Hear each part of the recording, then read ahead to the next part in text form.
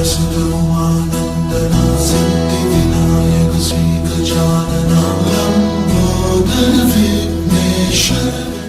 Students, स्वागत है आपका दीक्षांत इंस्टीट्यूट में।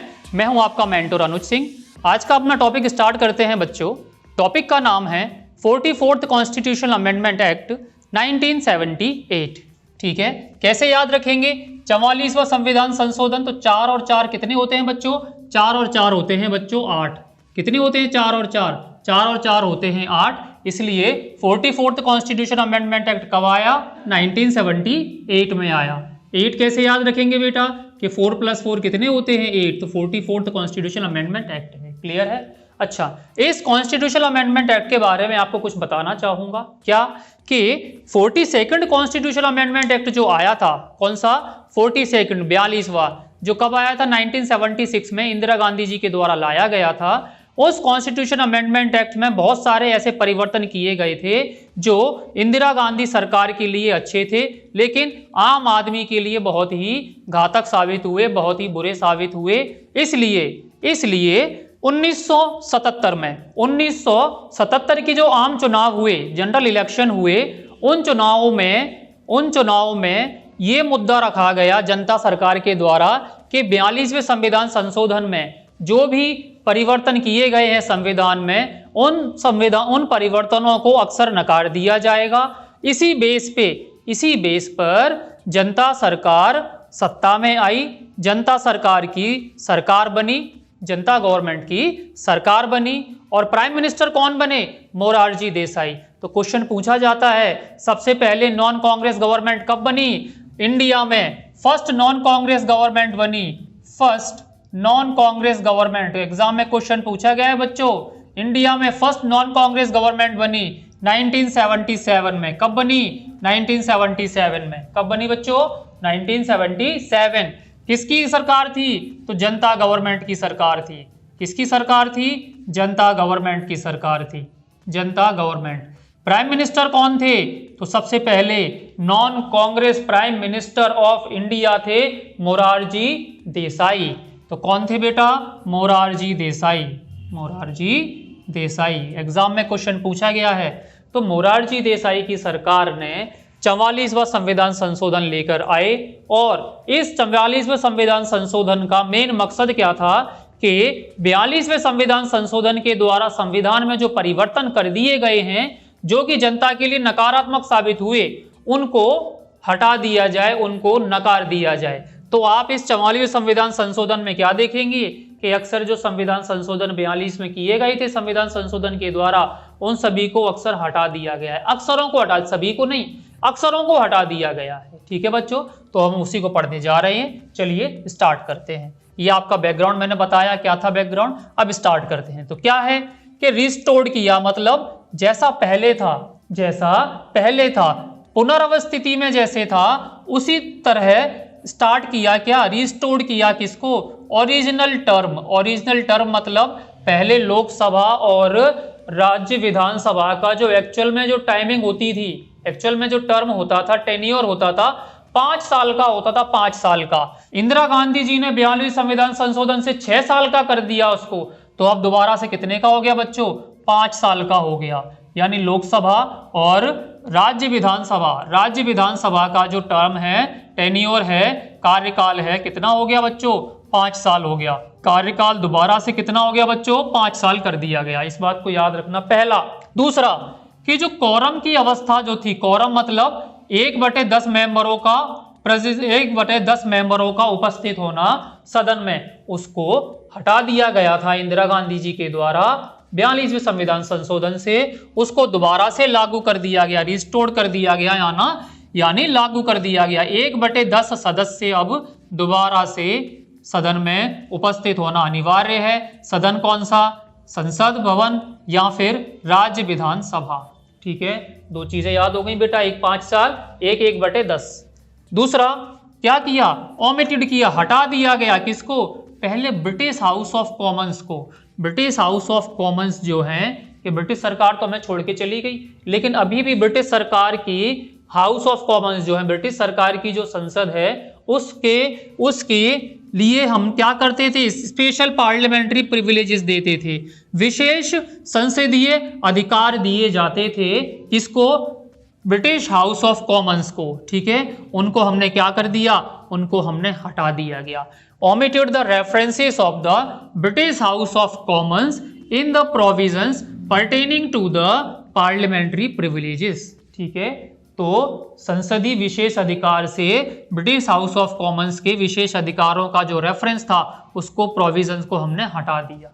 ठीक है, तीसरी बात। चौथी बात हम करते हैं बच्चों के संविधान के संवैधानिक जो पब्लिकेशंस थे, पब्लिकेशन के संसद में जो भी कुछ हुआ, संसद की जो प्रोसीडिंग्स थी, संसद में जो भी बिल को पारित किया, जो भी एक्ट को पारित किया है संसद ने, उस एक्ट को अब न्यूज़पेपर में छापने की सुरक्षा प्रदान कर दी गई कि अब इसको आप न्यूज़पेपर में छाप सकते हैं, कॉन्स्टिट्यूशनल प्रोटेक्शन उसको दिया जाएगा। ये नहीं कि न्यूज़पेपर वाले कुछ भी छाप दें, नहीं, जो बात संसद में हुई है उसी बात को न्यूज़पेपर में छापा जाएगा, तो उसके लिए कॉन्स्टिट्यूशनल प्रोटेक्शन दे दिया गया है। ठीक है, किसके लिए? न्यूज़पेपर में छापने के लिए। किसको? ट्रू रिपोर्ट्स को, प्रोसीडिंग्स ऑफ द पार्लियामेंट, कि पार्लियामेंट का जो सत्र है उसको, और राज्य की विधानसभा को। इनमें जो भी कुछ प्रोसीडिंग्स हुई हैं उनको न्यूज़पेपर में छापा जा सकता है। उसके लिए क्या मिल गया है? उसके लिए हमें संसदीय क्या मिल गया है? यहाँ पे संवैधानिक सुरक्षा मिल गई है, संवैधानिक सुरक्षा। चौथी बात करते हैं बेटा संवैधानिक सुरक्षा की। पांचवी बात हम करते हैं क्या, कि एम्पावर द प्रेसिडेंट, प्रेसिडेंट को एम्पावर किया to send back once.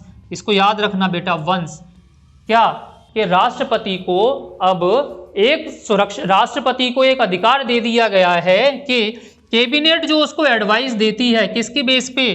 Cabinet उसको जो एडवाइस देती है किसी बिल के रिगार्डिंग, किसी एक्ट के रिगार्डिंग, प्रेसिडेंट को अगर एडवाइस कैबिनेट देती है तो प्रेसिडेंट के पास अभी अधिकार है कि उसको एक बार संसद के पास दोबारा से भेजा जाए उसकी रीडिंग करने के लिए, उसका रिकंसिडरेशन करने के लिए। ठीक है, तो ये 42 संविधान संशोधन में जो कैबिनेट ने बोल दिया वो करना है प्रेसिडेंट को। लेकिन 44th कॉन्स्टिट्यूशनल अमेंडमेंट एक्ट ने ये एक कंडीशन दी कि आप एक बार दोबारा कैबिनेट में भेज सकते हो, लेकिन अगर कैबिनेट ने दोबारा से वही चीज वापस भेज दी, then you are bound to sign it. उसके बाद आपको क्या करना पड़ेगा? Then this is to be binding on the president, this is the binding on the president. याद रखा बेटा, तो मैं पढ़ देता हूं एक बार इंग्लिश में। Empower the president to send back once, एक बार, the advice of the cabinet, cabinet की एडवाइस को एक बार भेज सकते हैं, किसके लिए? रिकंसिडरेशन के लिए। बट द रिकंसिडर्ड एडवाइस, लेकिन जो एडवाइस दोबारा से रिकंसिडर्ड की गई है वो क्या होगी? बाइंडिंग होगी। किसके ऊपर बच्चों? प्रेसिडेंट के ऊपर। ये बात सीधी सीधी 44th कॉन्स्टिट्यूशन अमेंडमेंट एक्ट में कही गई। ठीक है, नेक्स्ट पढ़ते हैं क्या, कि डिलीट किया गया प्रोविजंस, ऐसे प्रोविजंस को डिलीट किया गया जिससे क्या था कि राष्ट्रपति को सहमति पता हो, राष्ट्रपति की सहमति, गवर्नर की सहमति और प्रशासक की सहमति हो। किस लिए? ऑर्डिनेंस को इशू करने के लिए, अध्यादेश को जारी करने के लिए अगर राष्ट्रपति सहमत हैं, गवर्नर सहमत है, या फिर एडमिनिस्ट्रेटर सहमत है, प्रशासक सहमत है, तभी ऑर्डिनेंस पास कर सकते हैं, वैसे नहीं।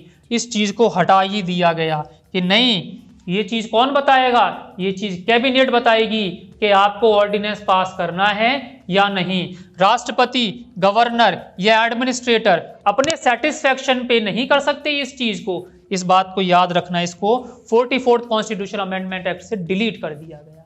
ठीक है, next, restored some of the powers of the supreme court and high court, कि सुप्रीम कोर्ट और हाई कोर्ट के कुछ जुडिशियल रिव्यूज थे, कुछ रिट्स के रिगार्डिंग कुछ राइट्स थे, उनको दोबारा से क्या कर दिया गया बच्चों? तो रिस्टोर कर दिया गया। ठीक है, चलिए देखिए, ये बहुत इंपॉर्टेंट है, ये वाला शब्द, ये वाला पॉइंट।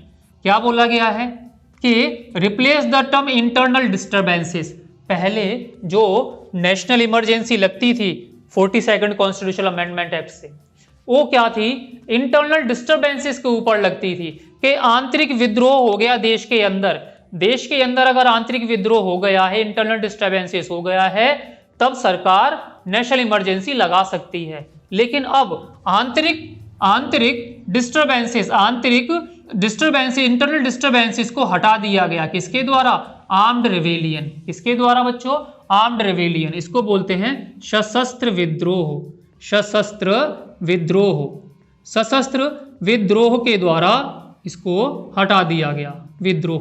ठीक है, ये क्या है? आंतरिक गतिरोध या आंतरिक अशांति। ठीक है, तो पहले जो नेशनल इमरजेंसी लागू की जाती थी इंटरनल डिस्टर्बेंसेस के ऊपर की जाती थी, अब किसके ऊपर की जाएगी? तो आर्म्ड रेवेलियन के ऊपर की जाएगी। इस बात को याद रखना बच्चों, एग्जाम में बहुत बार पूछता है। 42nd कॉन्स्टिट्यूशनल अमेंडमेंट एक्ट ने क्या किया? इंटरनल डिस्टर्बेंसेस को हटा के आर्म्ड रेवेलियन शब्द को जोड़ दिया गया with respect to national emergency. Clear है? दूसरी बात, नेशनल इमरजेंसी से ही made the president to declare a national emergency only on the written recommendation of the cabinet, कि जब तक कैबिनेट रिटन रिकमेंडेशन लिखकर नहीं देगी तब तक राष्ट्रपति नेशनल इमरजेंसी लागू नहीं कर सकते।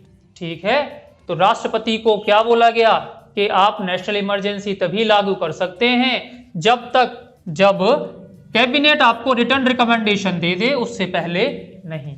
ठीक है, उसके बाद पॉइंट है made certain procedural safeguards with respect to national emergency and president rule, के ऐसे सेफगार्ड्स बनाए गए, प्रोसीजरल यानी कार्यात्मक सुरक्षा ऐसे बनाई गई, प्रोसीजर सेफगार्ड्स बनाए गए, किसको लेके? नेशनल इमरजेंसी को लेके और प्रेसिडेंट रूल को लेके, कि हर किसी कंडीशन में नेशनल इमरजेंसी प्रेसिडेंट रूल ना लगे, इसलिए कुछ नेशनल प्रोसीजरल सेफगार्ड्स लगाए गए। अच्छी बात थी ये। तो क्या किया? डिलीट किया। डिलीट, ये बहुत इंपॉर्टेंट है बच्चों, बहुत ज्यादा इंपॉर्टेंट है।